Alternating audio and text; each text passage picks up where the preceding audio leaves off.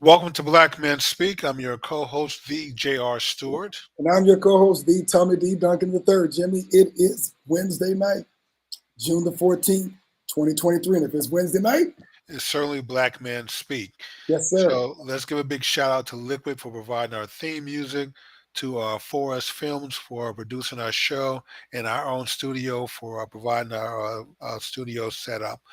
With that being said, if you haven't already, please hit that like button, the notification button, and subscribe to our channel and spread the word.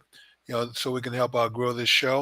And if you're here tonight watching our show and enjoying it, please invite a friend to come along so you guys will have something interesting to talk about for the rest of the week. Absolutely. Absolutely, Jimmy. We have got a special show for everyone tonight, Jimmy. I'm definitely looking forward to tonight's show. We have one of our favorite historians who will be coming to us tonight for a special edition on Juneteenth. And you know it's going to be some fire, Jimmy. But before that, we have a couple of small news briefs that we're going to talk about before we get ready for the main course, Jimmy. We got to have the salad first.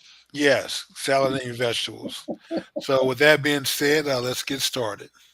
All right, Jimmy. Well, there are a couple of things that have happened since last week that we want to talk about in no particular order, Jimmy. But first, before we even get started, we have got to congratulate the Denver Nuggets, first-time NBA champs. Yes. And Tom, they did it in such a classy way. Like I said, I was never a big fan of the Denver Nuggets until the playoffs started. When I actually sat down and watched them for a little while, I wanted to see what all the fuss was about. And now the wife and I are big fans of the Nuggets. Not because they won the championship, but just the fact that Tom, it's a team made up of pretty much of unknowns. I mean, I know they have a two-time MVP on their Yes, team, sir. but for the most part, this is a would be the equivalent of a blue collar working man's team. So It is very much blue collar, Jimmy. Obviously, you've got Jokic, or whom they call the Joker, and he mhm, is the all star on the team. But for what it's worth, Jamal Murray, he's an yes, all star. He's had some injury problems over the last couple of years, but he is definitely all star material. And then you have Michael Porter Jr., who also is no joke on that field. correct. When you look at what they did during the You can't playoffs, leave Brown out either. I mean, he made a oh, huge yeah, contribution in the playoffs also. but those I would consider to be the big three, Jimmy. I mean, you look at what happened in the playoffs.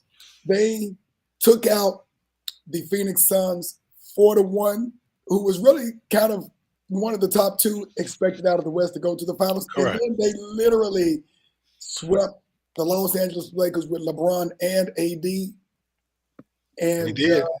Jimmy, when Miami came in there, they were definitely a battle tested team, but they came in as number 8, Jimmy, and did something that they weren't doing in the regular season, but they ran out of gas, it looks like. Well, Tom, it's I mean, actually, the last game was probably one of their best defensive games, Yes. and you're right. They just didn't have enough offense of gasoline or fuel left in the tank because they expended so much on the defensive side. So, in fact, that's probably the best defensive performance I've seen against Denver in the entire playoffs. Yeah. So they held them under 100 points, but still, it just wasn't enough. Time they just didn't have enough down the stretch, and Butler just couldn't carry the team to the finish line to get them one more victory. But congratulations to the Denver Nuggets nation winning your first championship. Again, did it in a way that was undeniable. Beat among the best teams in the NBA, the West for sure. And Jimmy, this was no fluke. Well, Tom, that's a good thing about a seven-game playoffs is that when you win that, it is no fun. Everybody can have a great game every now and then, rise to the occasion, but when you have to win four games to advance or to win a championship, then especially when you win 4-1, Mm. 4-0. I mean, this is convincing. So there's no fluke about it. But like I said, Miami played their absolute best game, especially their best defensive game on Game 5. It just still wasn't enough. Yeah, and there was no denying that they were the best team pretty much throughout the entire year and the best team in the playoffs. Yes. All right, Jimmy, let's go to our next story. There is a young lady that we would like to highlight and congratulate, Miss Jasmine Mazard Larry, who overcame, her and her family overcame literally being homeless, and she became valedictorian of her class with an 8.07 GPA. Well, Tom, you know this irritates me to some degree. Not the fact that she's a valedictorian of her class, not Oh, the fact that her family was homeless. Uh, what bothers me is that they overcame all of these things and didn't use them as excuses, and this girl's still able to outperform everyone in her class at her school, Tom. And so, if she can do this under those conditions, kids who have a home, who go home, have meals on the table, who have some stability. What is your excuse? mm, All I've heard most of my adult life is that black kids can't learn unless they're taught by black teachers.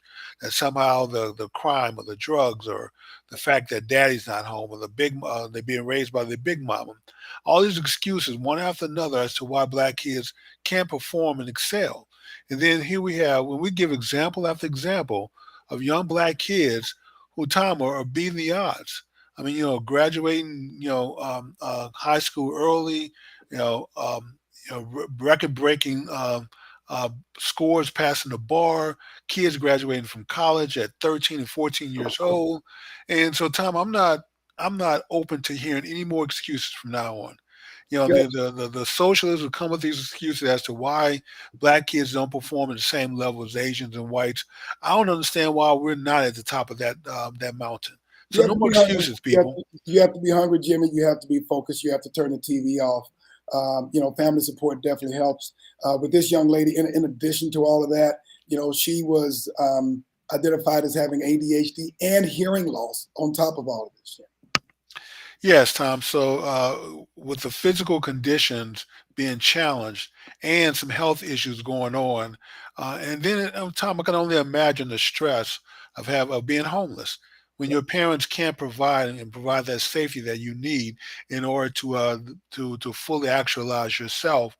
Under those conditions, you still go to school and outperform everyone Yeah. who's a lot of those kids are probably most of those kids, if not all of them, are probably in better shape than you and your family. So yeah, Tom, no more excuses. Yeah. I Yeah. don't want to hear one more lefty coming on this show or any Or place writing for else. that matter. Huh? Or writing for that Yeah, matter. well, I don't hear people on the right making excuses, Tom, for learning. But I don't want to hear one more person make an excuse, to try to help me understand why black kids can't outperform Asian kids. So this shows Gotcha. that we can, and if we just focus and make that a priority, then Tom, our kids have demonstrated. A lot of them have demonstrated that this can be done. Yes. So it's not about genetics. It's not about Absolutely. even about social conditions. Right. And congratulations to her Congratulations. again, her family. She graduated from Dr. Karen C. Patel High School in Tampa, Florida. So, we wish you well. You'll do great things. And we expect you, of course, to do great things for this young 17-year-old scholar and star. So, definitely looking forward to seeing what she's going to do in the future as well, Jimmy. And, of course, we cannot forget it is Father's Day this upcoming Sunday before, of course, Juneteenth. That's going to be happening on Monday, but we cannot forget Father's Day and leap that to Yes. Juneteenth. Also, Tom, it's also Flag Day. So let's not let's make sure we pay our honors and respect to the flag. Exactly, and those who have served our country. But we want to make sure that for all of you um, folks out there, we want to acknowledge the fathers for this upcoming weekend, and for the young folks out there, on the seems like every time you see a football game, somebody scores a touchdown, they go out, get in front of the camper, and say, Always "Hey, giving love mom," to the moms, Tom. Nobody exactly. gives love to the dads. So we definitely want to give the dad some love this weekend. So make sure to remember him And give him as a good well. gift. Stop with the cheap colognes and the ties that he won't wear. No, no, no. Old What do you call Spice and that? Yeah, English no Old old Spice. what was that, English 800 or something? Yeah, the really cheap No, stuff is or some socks. I mean, dads get the worst gifts. So, take dad out for a nice meal and let him know that you appreciate the effort that your dad has made to contribute to your life. So, Jimmy, it sounds like you're talking well, from Tom, personal I have, but experience. I have two great daughters and a son, and I'm going to say my kids generally give me some really nice gifts, so I can't complain. Well, good for you, Jimmy, and glad to hear that. I think the last brief that we were going to talk about is that the Supreme Court this year had a ruling in an Alabama case on electoral maps, Yes. Jimmy, and it came to some surprise that the conservative-leaning court actually voted in Well, it wasn't the favor of entire what the court, lower Tom. It court was Justice in Roberts and Alabama. Kavanaugh. Now, That's Kavanaugh is a surprise there. Justice Roberts right. votes with the liberals in that court about half the time. So that's not a surprise that he would vote with them in this case. The surprise is Justice Kavanaugh voting with the liberals. And, Tom, I'm going to say that, I don't have a bone in this race, but the disappointment here is that we're never going to get past race until we get past race. And basically what they've done is they've looked at the population of Alabama and said it's 25% black, and basically, the ruling is 27. that your representatives in Congress have to be 25%, somewhere close to the population. So they pushed it back to the state to make sure they carve out a black or a district where a black person get elected. My disappointment here, Tom, is that we have plenty of black people in Congress who have gotten there by representing majority white districts. So it's okay for black people to represent a white district, but somehow it's not okay for a white person to represent a black district. So, I don't think that's the issue here, Jimmy. What happened is you got 27, 28% of the state that is black, and what they did is they kind of carved out this area to kind of jam pack everyone in there. And so there are white folks who are representing predominantly black districts, but in this case, what the ruling is that okay, you can't just kind of maneuver around here just to put all the black folks in one place, and then you just kind of put everybody else and put that into several different districts. And it's not just the representation, but the resources that come from the federal government that go to those districts, those well, Tom, congressional districts that as well. presupposes that somehow that this was done with nefarious reasons. Black people tend to be in population centers close together. So it's not always easy so now you're really gonna have to be creative and have some districts that look, just crazy when you look at the map, trying to carve out, two districts where black people can get elected, i.e. where black people are the majority in that district. And these districts is about 700,000 people. So you're gonna need about 350 to 400,000 blacks in a district to make sure that a black person gets elected. And I'm going to give the benefit of the doubt to the state that when they were doing this and carving these maps up, that it wasn't done to somehow suppress all the black people into one district. It's just that a lot of black people live close to each other. They're Well, it's not just that, but you have to look. It's because when you look at the geography of that state, Jimmy, in Alabama, it's kind of all up and down not just the northwest, but the southwest of the state as well. And if you look at the congressional map, it's like this big, long area down the northwestern side of the state. And then you look at the rest of the map, and it's kind of carved up into these smaller areas. So it does look a Well, little bit sometimes it's peculiar. difficult to carve up a district. To put a district together with 700,000 people in it, when the I population centers are understand. spread out. So it's easier when the populations are in big cities like Dallas, Fort Worth, Houston, El Paso. But when you get to smaller towns like a Waco um, or some of the Patterson or some of these really small towns, it's not easy to always piece them together to get a congressional district. So, like I said, I'm going to give them the benefit of the doubt that they weren't trying to dilute the Okay. black vote as what was being claimed. But Well, and then however the districts are drawn, I still believe that people can be represented by whoever they decide to elect, black, white, red, or brown. So okay, that's fair. Vote in your interest, but the Supreme Court and the lower courts ruled that there was something that kind of looked fishy about this, so they told them to go back and yes, they redraw did. the So electoral they'll map. they'll carve out another black district, congressional district in Alabama. Yep, absolutely. So, with that being said, Jimmy, those are our news briefs for the day, and now it is time to bring back the man, the myth, the legend, our good friend, Professor Clarence Thomas. All right, let's welcome Yes, him sir. back. All right. It looks like The you're audio is back. there, but your Well, video you have is a not. yes. The video Hello, is on. hello. Yes, we can hear you. Okay. We can hear you, but we cannot see you. We could definitely see you Let's before. see here. All righty. We'll wait to see if we can get that squared away and then give you a proper introduction, my friend. It is still pretty much showing a grayed out background with your Let me initial leave out comment. and come back. Okay. Well, while Professor Okay. Glover is doing that, one more update, Tom. Of course, Sure. the case in New York, the subway case in New York, the Marine There we who go. was charged has been indicted by the He's grand been jury. indicted.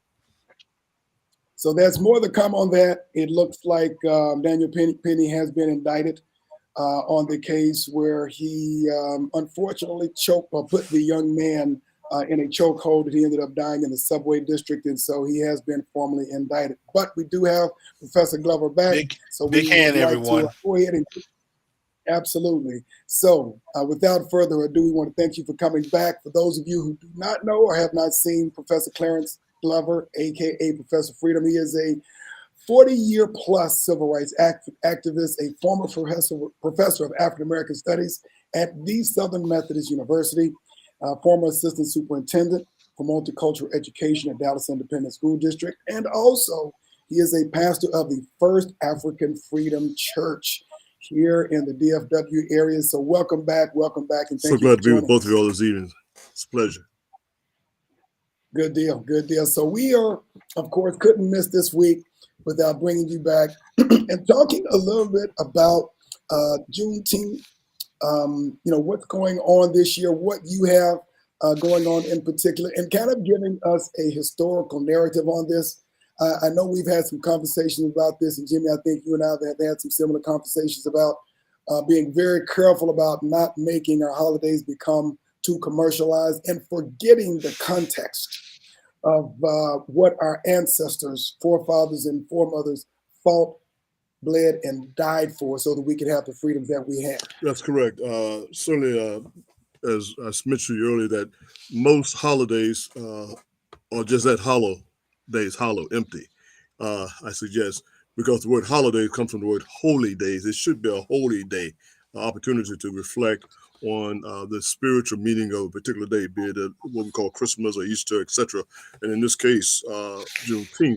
But what I like to do is put this in context, because June 19th is the 2.5-year delay of the transfer of information ultimately to Texas for various reasons. But many of our listeners might know Watch Freedom Night.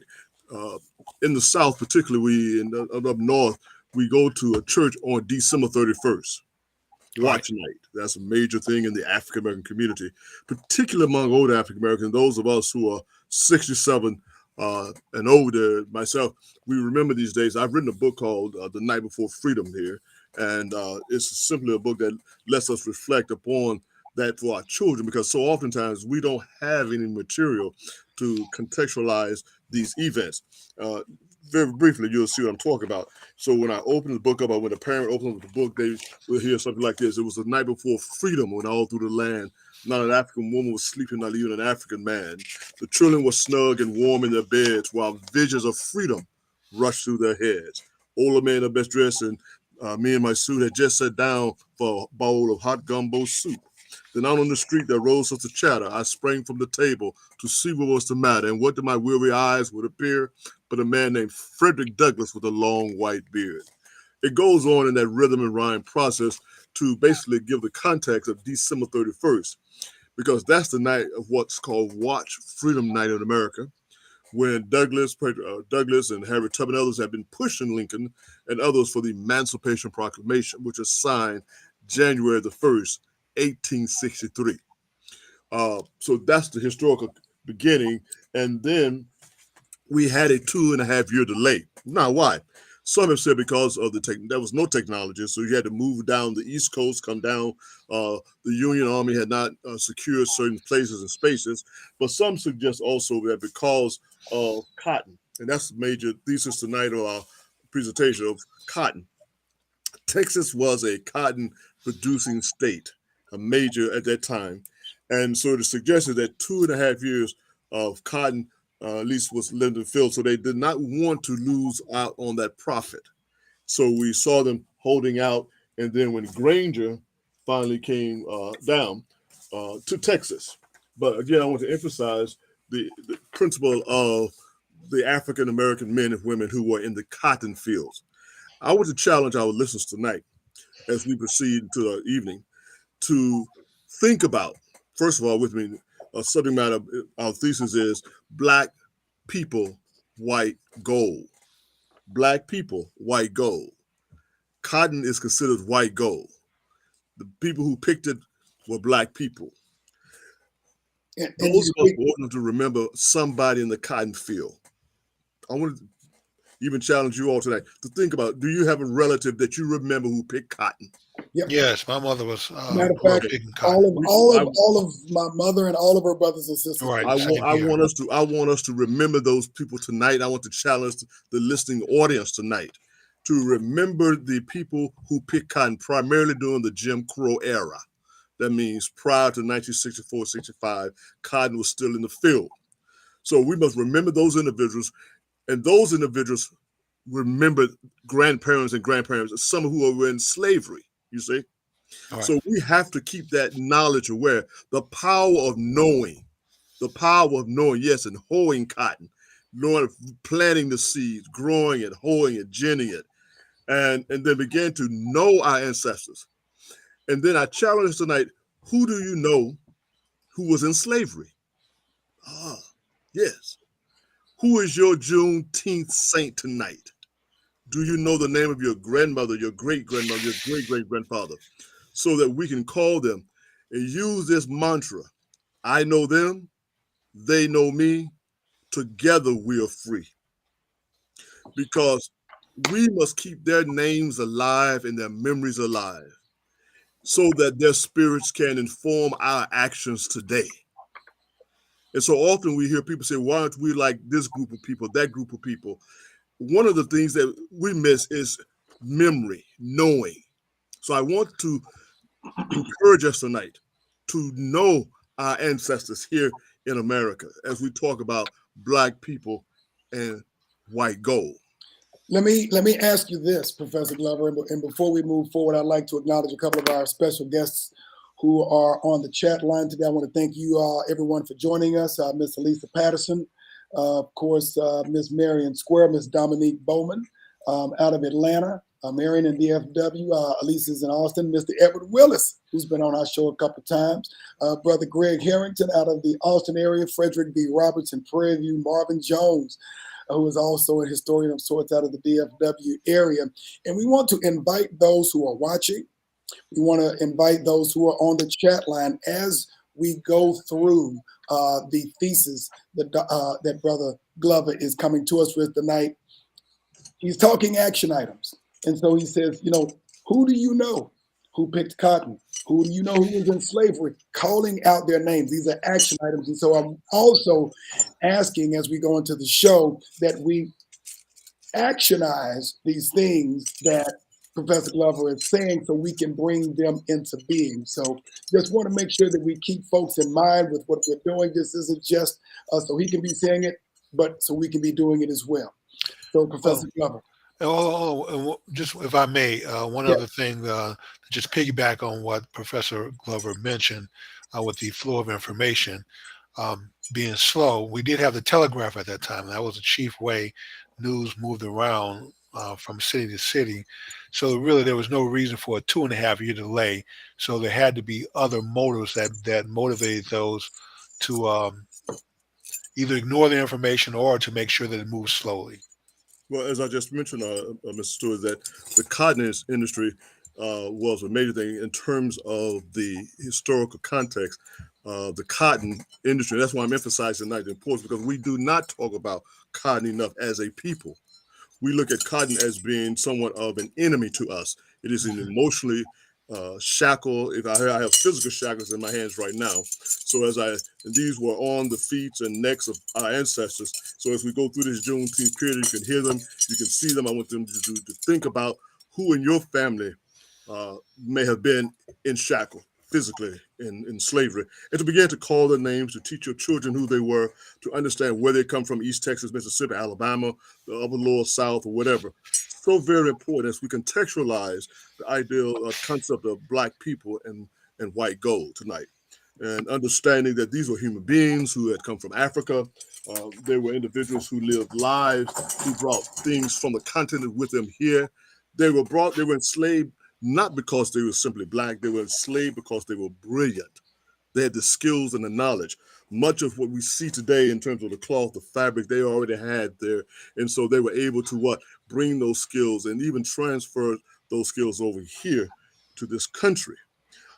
So what I'm trying to do, as I said, as we see the national holiday now, and everybody's getting to the commercialization of it, we must maintain a sense of sacredness about it and understand that with every passing generation, we remove ourselves further and further away from the facts of the holiday, of the event itself, slavery, even to the extent that we don't even recognize the men of color here, the troops that fought. Some 198,000 African American men of African descent at that time who were called to arms to fight and to give their lives and to serve.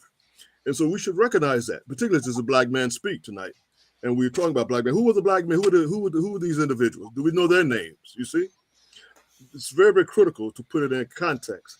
Because if we don't call their names, the further away, it becomes a commercialization of their sacrifice, you see. And so that's why I say you can Google all this now. Again, I'm challenging us tonight to do these things that we can do on our iPads and so forth and so on. Absolutely. Now, the 2.5-year delay that took place 1865, General Granger coming into Galveston, and again, this is simply a printed order of you can Google all these things, but a printed order, and I want to read it tonight because, again, during this season, my glasses fell, excuse me, we should read this and dissect it because this is what Juneteenth is actually about. And I'd like to read it for you tonight. Sure, go ahead. It's General Order Number 3. Galveston, Texas, June 19th, 1865. The people are informed that in accordance with a proclamation from the executive of the United States, all slaves are free. This involves an absolute equality of personal rights and rights of property between former masters and slaves. And the connection heretofore existing between them becomes that between employer and hired labor. The freemen are advised to remain in their present homes and work for wages. They are informed that they will not be allowed to collect at military posts and that they will not be supported in idleness either there or elsewhere. This is the extent of the statement, gentlemen, the General Order Number 3. But if we listen to the statement very carefully, it transforms individuals from having been masters and, quote, slaves to being employer and employees. Right. The question that should be centered right here is, what relationship then in terms of the labor and what was the product and what were the wages, as you heard in there? We've never explored that because soon thereafter we went to the tenet of the sharecropping system. But I want to give us understand that cotton tonight that I just shared with you, the cotton that we're looking at here, is that when they pick the cotton and put it into a 500-pound bale of cotton, this is a miniature bale, this bale of cotton, gentlemen, along with producing shirts and sheets, can produce $313,600 $100 bills. Repeat that again. $13,600 $100 bills as of today. When we look at what we call money, most people call it what? Paper. Is that correct? Yep. They call it paper money. But I have paper here and I have money here. I'm going to put my paper here in water. And I want to see what happens to the paper. Oh, the paper is gone. I'm going to put my $1 bill into water and do the same thing, pressing it down, squeezing the water into it. And I'm going to bring my, why?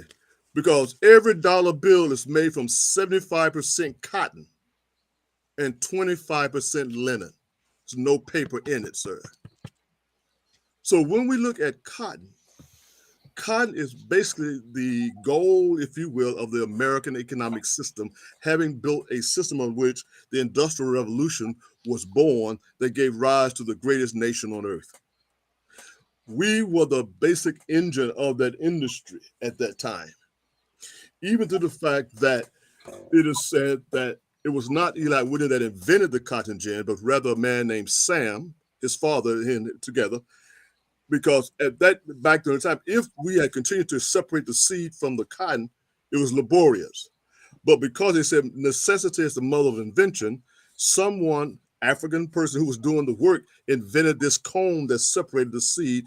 Thus, the cotton gin was born, which gave birth to the rise of domestic slavery. Slavery had ended in America from Africa to America in 1808.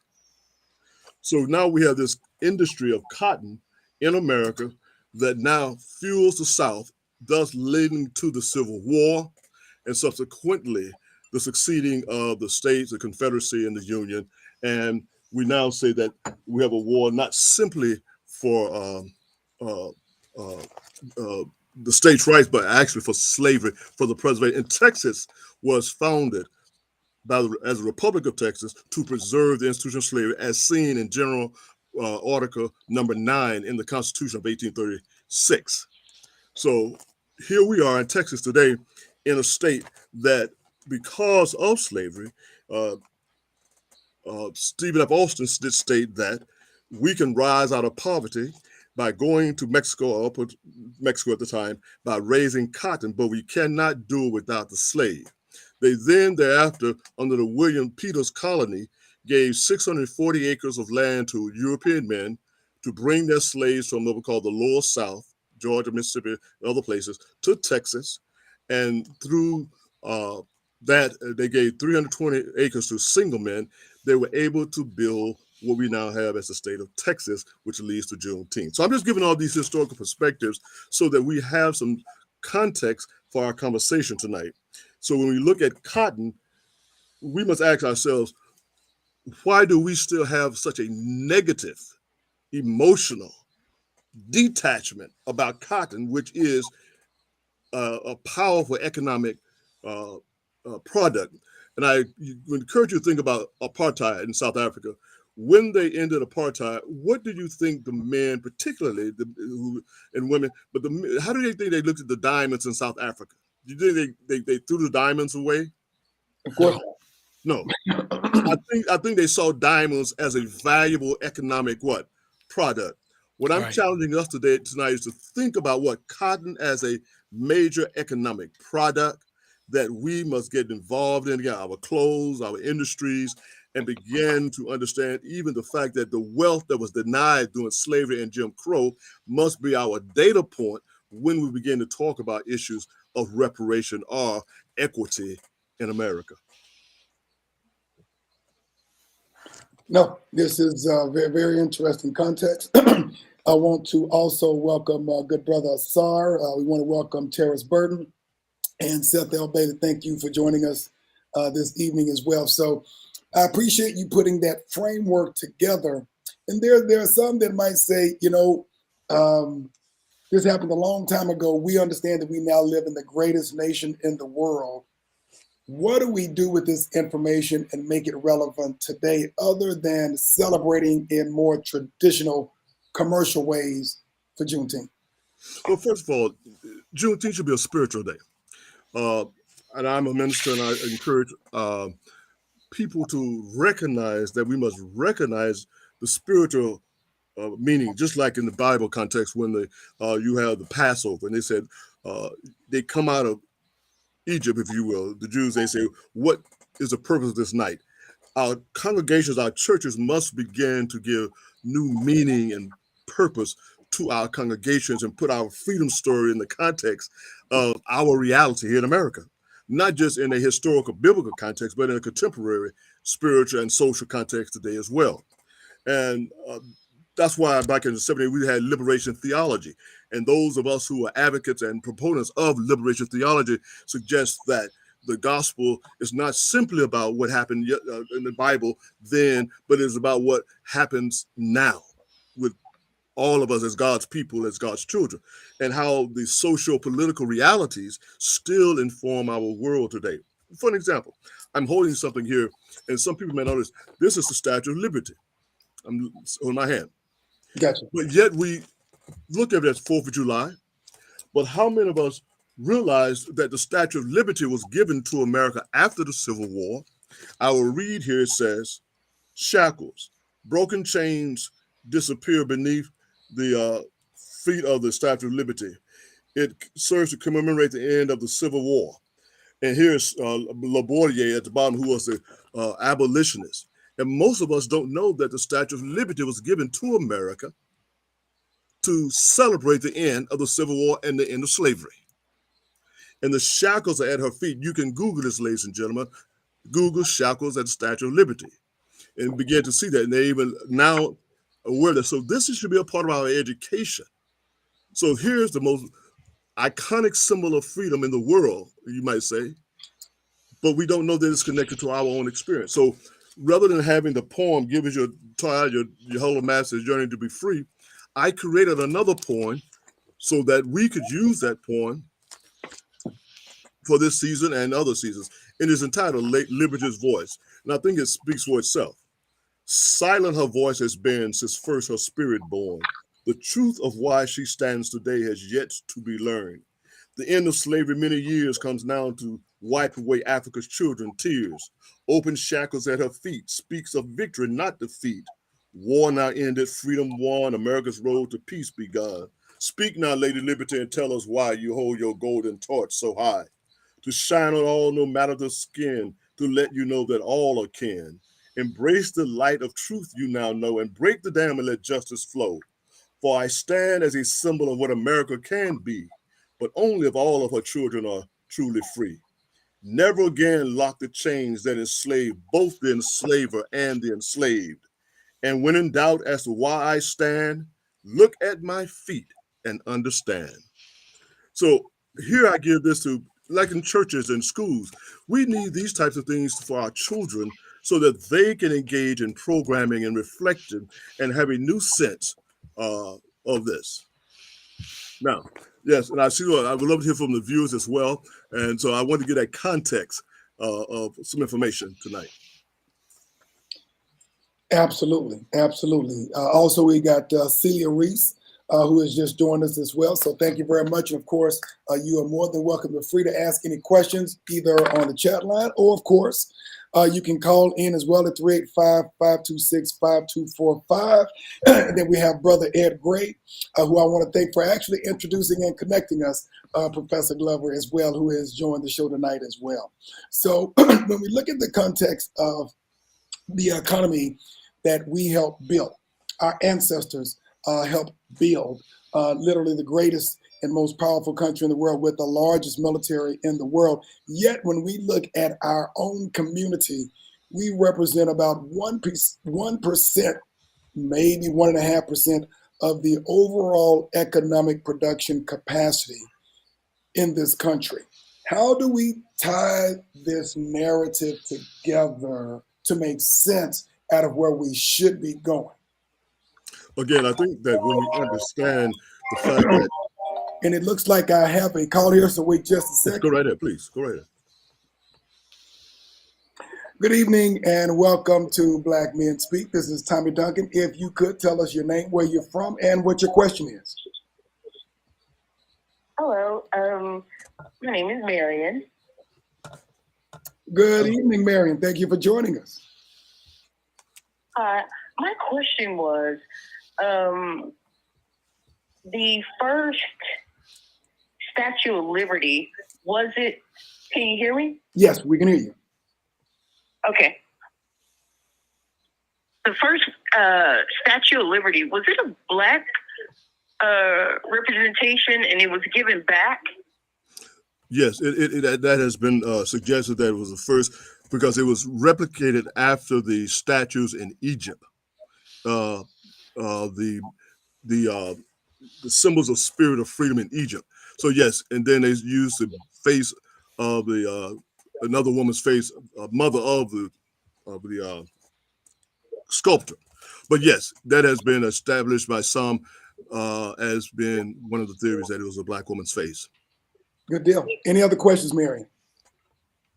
No, thank you. Thank you so much. Thank you so much. All right. Thank you for our first caller, Marion. All right, Professor Glover, you may continue. I apologize about that. No, I was just saying that it's a simple principle of it. Economics. That we as a people, we do not embrace cotton. We are emotionally and psychologically detached, and I do understand why, because our ancestors saw it as such a laborious job.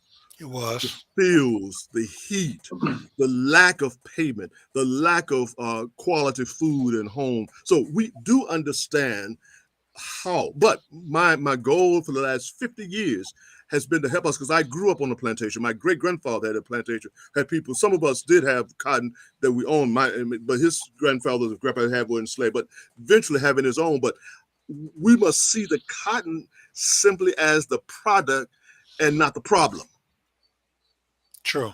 When we begin to see the cotton as a product, we can then begin to understand manual labor, because not just cotton, but we stepped away from manual labor as a people. We would hear the words of our ancestors, I don't ever want my children to work that hard again. We're going to leave the South and go north. We're going to go to California. We're getting out of the South because of what was imposed upon our people. So what I'm offering tonight is that when we look at the cotton as a product and not a problem, and to begin to assess historically. For an example, what I'm trying to do here in Dallas, where we have a campaign now, Dallas, the city that cotton pickers built. Dallas was built on cotton. It had the largest inland cotton exchange in the world in the 1920s, 30s, and 40s. This is not slavery. This was because of the tenant farm, cheap labor. And then later on, most of the prisons were built on plantations. And the 13th Amendment stated slavery shall be abolished in all places in America, except for in prisons for crimes committed. So thus we have the birth of a new slavery system in America, the corporate slavery, prison system. But if we can begin to articulate as a people that we understand that generational wealth accumulated back then during slavery and Jim Crow, and we began to use cotton as a data point, then we can make some sense out of those. Explain. When you say data point, what do you mean? What I mean by that is that when you look at the cotton, you can go back in slavery and in Jim Crow and say in a certain place at a certain time, X number of bales of cotton were produced. By looking at the production of that cotton, you can then determine what groups of people were able to benefit from the wealth of the cotton.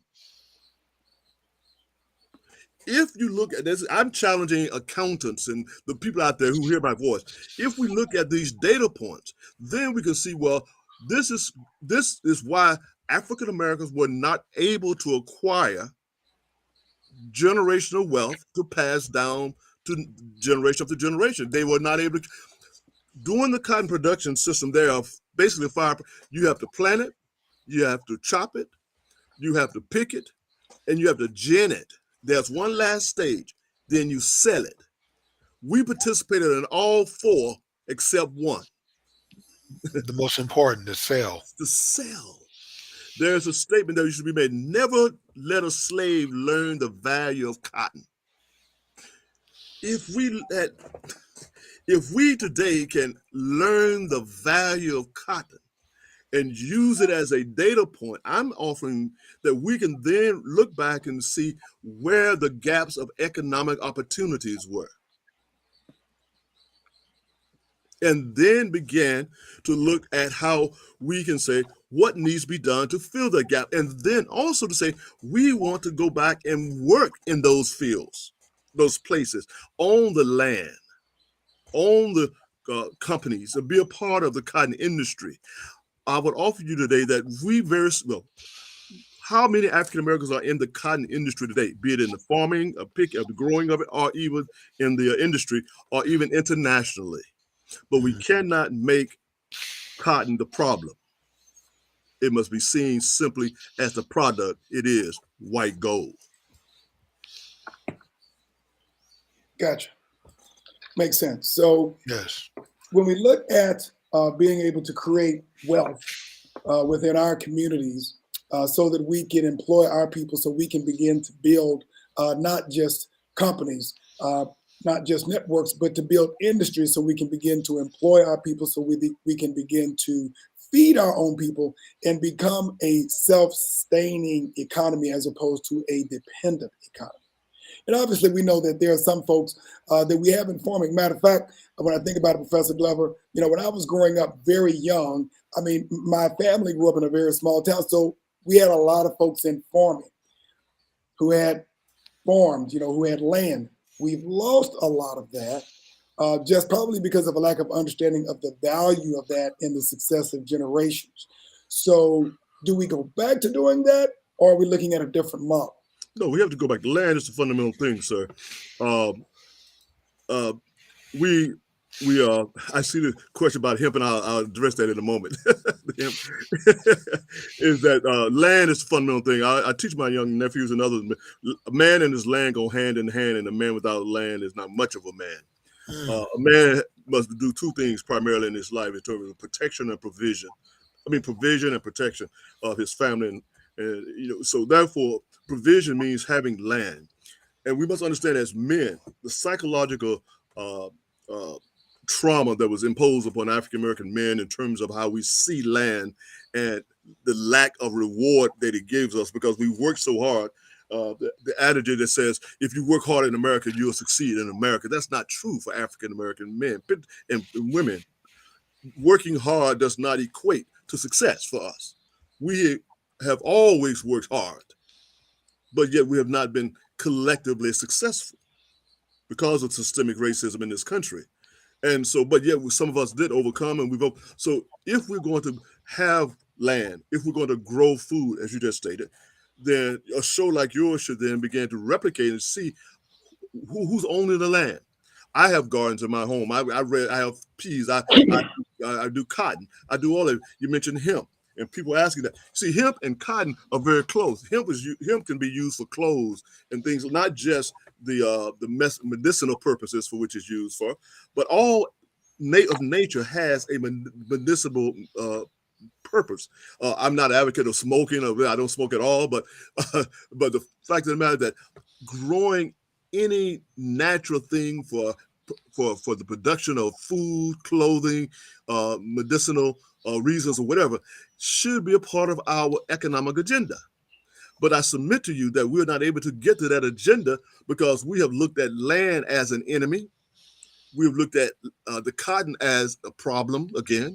So we have to psychologically work this out of our minds and our bodies, our spirits, so that we will return to the land and see it as a means to the end of economic opportunities for us.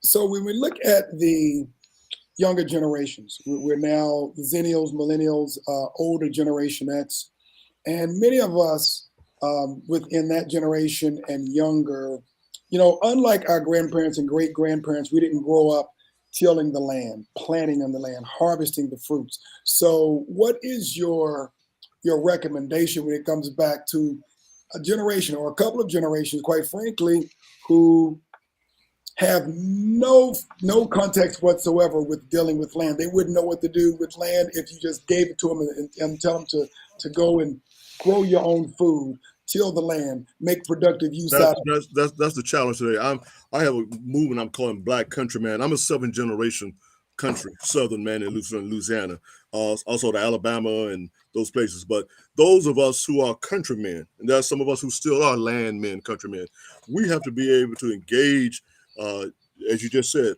particularly men. I say men particularly because men are the ones who have the ability to go out and bust the land with the mill busters, to take the mules, no mules today, but tractors and digging deep and building the fences and et cetera, doing all those things that are necessary, not just above ground gardens, but I'm talking about major work in terms of hundreds of thousands of acres of land.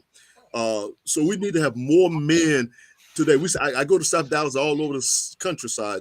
Our men are doing nothing now, basically standing on the street. So we are going to have a revolution of returning to the land, literally, and begin to speak these things as they speak those things that are not as though they were. To say, calling all men back to the land, meeting up, learning how to do things, learning how to fish, learning how to slaughter. One of the things that I say to people, if a man can't feed himself, how can he feed anybody else? So therefore, I challenge men, like right now, I'm growing my food. I go fishing. I put fish in my freezer. I go out and get hens. I have hens. I have my own hens. I can go get a crate of 20 or 30 birds and slaughter them and put in my freezer because I know how to slaughter meat. You see, the fowl. I don't eat pork or beef anymore. But if I want to do fish, a fowl, how many men can slaughter? How many men know where to go and fish today? You see? Right. Yeah, and I would say that number is getting smaller and smaller by the generation. So getting back to that, and I definitely, and I think our audience understands the value of it. The majority of them would not know where to start. It's not something, unfortunately, that they would learn in school. Most of them don't learn it at home because they live in homes, unless they live out in the rural area. And quite frankly, they're not going to get it in the church, generally speaking. Well, I'm going to be at Pan Africa on this coming Sunday at 2 o'clock. And I invite your audience to come out and join me at Pan African Bookstore. We have our urban market. We're trying to build up a farmers market at the Pan African Bookstore. Crops are not yet coming around, some are, but I'll be there speaking about this very thing on this coming Sunday at 2 o'clock at the Pan African Bookstore in Glendale Shopping Center, trying to encourage a new generation, and as well as the elders, those of us who are old enough to begin to pass these things on to the next generation. And I believe in the power of 1 to 2, wherever 2 or 3 are gathered. So if we just drop the pebble tonight, then we begin the ripple. Yes. What's going to be happening at Pan African Connection this Sunday, by the way? They have the urban, it is Mbutu Market, which is every first and third Sunday, and start at 12 o'clock over in Glendale Shopping Center, Glendale and Arbor. My good brother, Bandela, he and I started many things together, the movements together in the city, African-centered movement, and he has a great deal of African art. His wife, Sister Kwete, her son, children, his number of things, T-shirts. So it's a great place to come and turn your dollar over in the African-American community there.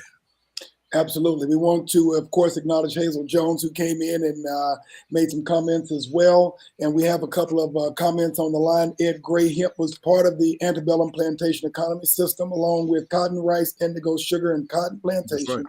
Kentucky was the dominant hemp growing state at that time. And then, of course, our good friend Edward Willis also talked about hemp as a monetary unit in terms of the productive use of land. Any comments? Well, again, as I said earlier, hemp has been used as clothing for many others. You just, Brother Ed has stated, we have to become agrarian focused again, and just begin to look at nature as a part of our agenda, as and began to get us back in there. And I say this about men because I see so many African American women who are getting back into the gardening and so forth. Our men. And I submit to you that this is a fundamental issue of any cultural group in warfare or slavery. You break the back of men. So we have to begin to strengthen our men, our young boys, if you will, to become men, so that they're not just producing children with young women and walking away, but rather they're producing families and staying together and providing, as I said, provision and protection and support for their families. So beginning, as what we're saying here tonight, where 2 or 3 are gathered, then we drop the pebble. We come out on Sunday. We offer opportunities in the future to gather, as I mentioned to you earlier, to say, well, let's gather somewhere on a Saturday and began to talk about land. And those who like to, you have my number, my email. You can get in contact with me. I'll be glad to talk with you. Uh, yes, I see that we'll lose that due to property taxes. Yes, there are so many things happening. I live in an area, I'm thinking North Park, my house here, which is part of that whole gentrification process, such as short North Dallas was, and all of North Dallas, because that was Anderson Bonner's land, over 2,000 acres. So I submit to you tonight, as we get ready to close, we can focus, yes, on all the many problems that are before us, and that we'll always live on the defensive. But until we ask what is it that we can do to move forward, we'll never be on an offensive, you see. Gotcha. And So so And Professor, how do we get in contact with you about your book? but you have my number 214-546-3480. Okay, let's post it again so people will know. Yes. Okay. So that in churches and opportunities, the Statue of Liberty is an opportunity. I've offered some things tonight. Learn your ancestors. Use the chantonate. They know us. I mean, I know them. They know me. Together we are free. Learn your ancestors who were enslaved, who lived during Jim Crow, who picked cotton. Learn about your land, East Texas, wherever you're from. Where the new Africa. I'm not a big sports player. I heard you talking sports, but I always ask this question: where is New England? Where is New England? You know, we got the New England Patriots. Is that correct? Yeah. Okay, Massachusetts area. But there's Dallas Cowboys in Dallas. There's Chicago Bears in Chicago, right? Right. The San Francisco 49ers in San Francisco. But where's New England? Boston. No. That general area. Because those individuals named an area: New England, Boston, New Jersey, New York, New Hampshire, Alabama, Georgia, Mississippi, Louisiana, Texas. This is New Africa. This is okay. I like that. This is where our ancestors primarily were brought: South Carolina, Virginia. This is our New Africa. Let us come to the land as our ancestors would send them back to the country. I'm 67. I'm a young elder now. So I'm challenging the audience to begin to do your homework, find out where your family is from, find out who your ancestors are. You know them. As I said, I know them. They know me. Together we are free. They must be freed in the spirit. They're waiting for you to call their name this Juneteenth. They're waiting for you to remember who they are this Juneteenth. Let's do that. Let's challenge our pastors to have a ceremony on Sunday to stop and call the names of our ancestors this Juneteenth on Sunday mornings.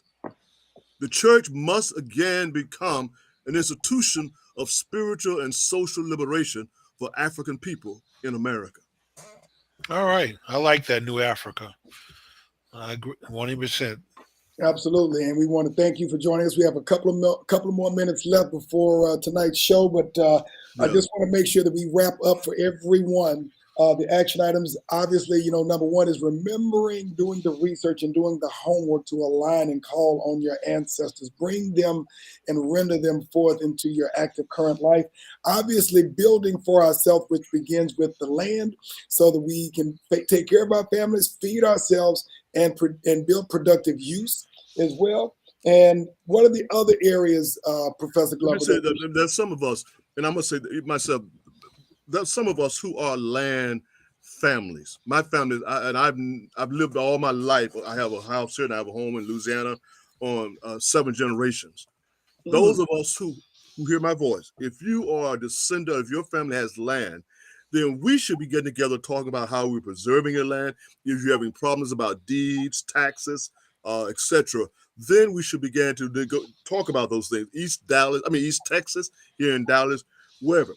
Second point, wherever your land is, live on your land. If you have a house, a front yard, a backyard, begin living on your land. Don't just live in the house. Sleep in the house and live on the land. What does that mean when you say live on the land? Pardon? When you say live on the land versus sleep in the house, what does that mean? Sleep in the house, but live on the land. Meaning, I see people staying in the house all day. Literally, all day long. Sleep in the house. Get up, go out, work your land, hopefully you can urban gardening. Oh, by the way, you can go to Dallas Examiner. I've done 2 years of articles in the Dallas Examiner on Sankofa Garden Homes. Sankofa Garden Homes. Google Professor Glover, Sankofa Garden Homes. I wrote for 2 years on how to start gardens in your front yard, your backyard. I have all sort of research in there. So that's 2 years of my work as a public historian. I've tried to give back to the community. So there's a starting point. So you have a resource. Then again, come at Pan Africa tomorrow. But living on your land, growing your herbs on your land. Yes, your herbs, your antioxidants. Learning how to grow your herbs. I'm growing watermelon. I'm growing my squash. I'm growing my okra in my front yard. We used to do this. So again, sleep in your house and live on your land. Okay. Try your hens. Get some hens. Eggs were going up. I didn't worry. I had my hens. Raise your own hens. Get 2 or 3 of them, and you have fresh eggs every day. 3 eggs a day. There you go. With that being said, I think it's time that we have to close out. Once again, it's been a delight having Professor Glover come on our show. And I want to let you know, Professor Glover, you've already created our next show, which is going to have to do with talking about that land. Got to. Yes. Land is a revolution.